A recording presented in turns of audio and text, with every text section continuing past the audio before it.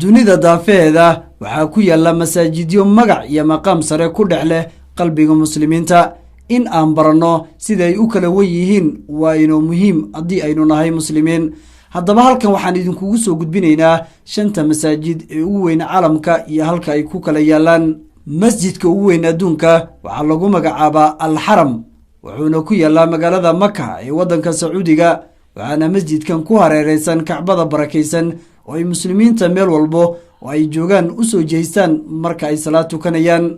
masjidkani waxaa sidoo kale loo yaqaanaa masjidka masaajida maadaama uu yahay meesha masaajida dunida ku yaalo loo soo jiheeyo. waana masjidka ugu caansan oo dhammaan dadka dunida ku nool ay wada yaqaanaan.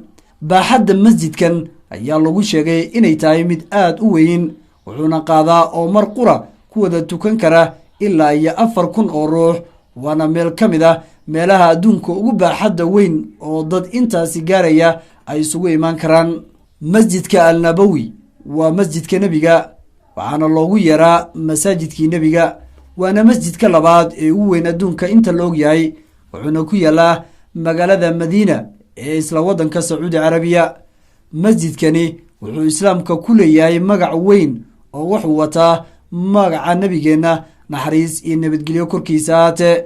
waana meesha labaad ee marka laga soo tago Kacbada ay muslimiintu barakaystaan. masjidka Imaam Raza waa masjidka ku jira kaalinta 3aad marka loo eego masaajida ugu weyn adduunka, wuxuuna ku yaalaa magaalada Mashhad oo magaalada labaad ee ugu weyn waddanka Iiraan.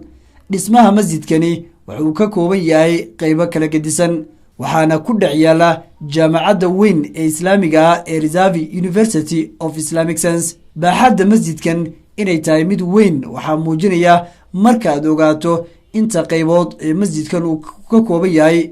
waxaa ku yaala qubraha ugu badan ee muslimiinta waddankaasi lagu aaso, mawlac weyn oo diinta islaamka lagu darso laguna barto, madaxaf weyn oo lagu kaydiyo taariikhda islaamka, iyo maktabad weyn oo laga heli karo kitaabo kala gedisan. masjidka afraad ee ugu weyn adduunka waxaa lagu magacaabaa Istiqlaal, waana masjidka koowaad ee ugu weyn koonfur bari Aasiya, wuxuuna ku yaalaa magaalada Jakarta ee caasimadda waddanka ugu badan ee ay ku nool yihiin muslimiinta caalamka ee Indonesia. masjidkani waxaa la dhisay markii Indonesia ay ka xorowday guumaystihii Holland, sidaas darteed ayaana loogu bixiyey magaca Istiqlaal oo ah erey Carabiya oo micnihiisu yahay xorriyad.